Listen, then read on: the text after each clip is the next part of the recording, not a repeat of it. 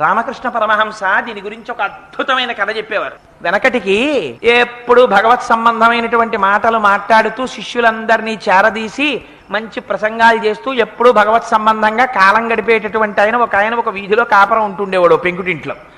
ఎదురుగుండా ఓ పెంకుటిల్లు ఉండేది. ఆ పెంకుటింట్లో ఒక వ్యభిచారిణి ఉండేది. ఆ వ్యభిచారిణి తన యొక్క వృత్తి రీత్యా విటులను ఆకర్షిస్తుండేది ఆవిడ. ఈయన ఇక్కడ భగవత్ సంబంధంగా శిష్యులతో కాలం గడుపుతూ ఉండేటటువంటి ఆయన అస్తమానం అటు చూస్తూ ఉండేవాడు. అదిగో మళ్ళీ ఎవరో వచ్చారు, వాడిని లోపలికి తీసుకుపోతోంది, అయిపోయింది వాడి పని ఇక్కడతోటి, వాడి మెడలో ఉన్నవి తీసేసుకుంటుంది, వాడి వేళ్లకు ఉన్నవి తీసేసుకుంటుంది, వాడి డబ్బు తీసేసుకుంటుంది, దిక్కుమాలింది, ఇలాగే అందరినీ నాశనం చేసేస్తోంది అని మనసులో అనుకుంటూ ఉండేవాడు.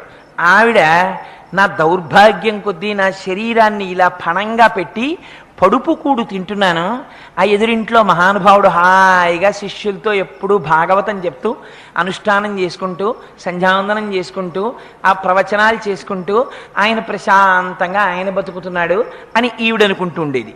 ఇద్దరూ శరీరాలు విడిచిపెట్టారు. యమభటులు ఈయన కోసం వచ్చారు, దేవదూతలు ఆవిడ కోసం వచ్చారు. వాళ్ళిద్దరూ కంగారు పడ్డారు. ఆయన అన్నాడు, లేదు పొరపాటు పడ్డారు, మీరు ఏదో అడ్రస్ పట్టుకురావడంలో, ఇటు మీరు రండి అటు వారు వెళ్ళండి అన్నారు. వాళ్ళు అన్నారు, మాకేం అడ్రస్లు చేంజ్ ఉండదు, అలాగా మేము కరెక్ట్గా పట్టుకొస్తాం, మీకోసమే మేము వచ్చాం, ఆవిడ కోసమే వారు వచ్చారన్నారు. అదేమిటి, ఆవిడ బతికున్నంత కాలం చేసింది వ్యభిచారం అన్నారు. వ్యభిచారం శరీరం చేసింది, మనస్సు పరమాత్మ కైంకర్యం చేసింది. నువ్వేం చేశావు? నీ శరీరం పూజా మందిరంలో కూర్చుంది, నీ మనస్సు వ్యభిచారం చేసింది. అమ్మవారికి కావలసింది మనస్సు, ఎవడికి కావాలరా? నీ శరీరం ఏం చేస్తోందో, నీ మనస్సు ప్రధానం. నువ్వు చేసింది కాపట్యం, నటన, అందుకని నీకు ఎక్కువ శిక్ష వేయాలి, అందుకని నిన్ను తీసుకెళ్ళడానికి వచ్చామన్నారు. ఇప్పుడు చెప్పండి, ఇదే రక్షించేది? అందుకే అంటారు శంకరులు, నువ్వు పైనేం కట్టావు పరమాత్మకు అనవసరం. వటుర్వా గేహీవా ఇతిరపి జటీవా తదితరో. నువ్వు ఉపనయనం చేసుకున్నావా? నువ్వు జటివా? నువ్వు గృహస్థాశ్రమంలో ఉన్నావా? నువ్వు సన్యాసం తీసుకున్నావా? భవతు భవకింతేన భవతి. ఎవడికి కావాలరా ఇవన్నీ? యదీయం మృత్పద్మం యది భవదధీనం పశుపతే తదీయస్త్వం శంభో భవసి భవభారంచ వహసి.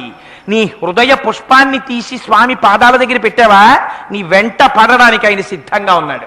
అందుకని నువ్వు చేసేటటువంటి తపస్సుని డాంబికము చెయ్యకు. నేనింత జపం చేశాను, నేనింత తపస్సు చేస్తున్నాను అనకు. అది గోప్యం. నీకు ప్రీతి ఎవరి వల్ల కలగాలి?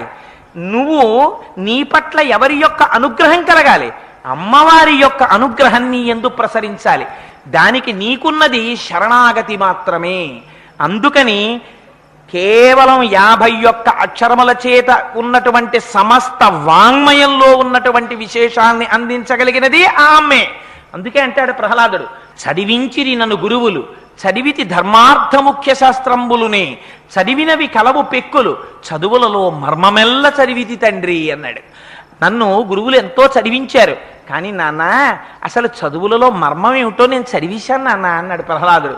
ఈ జ్ఞానం ఎక్కడి నుంచి వస్తుంది? అమ్మవారి యొక్క అనుగ్రహంలోంచి వస్తోంది, జ్ఞాపకం పెట్టుకో. లౌకికమైనటువంటి విద్య దగ్గర నుంచి అపారమైనటువంటి మేధస్సు వరకు అమ్మ అనుగ్రహము ఉంటేనే ఉంటుంది, జ్ఞాపకం పెట్టుకోండి.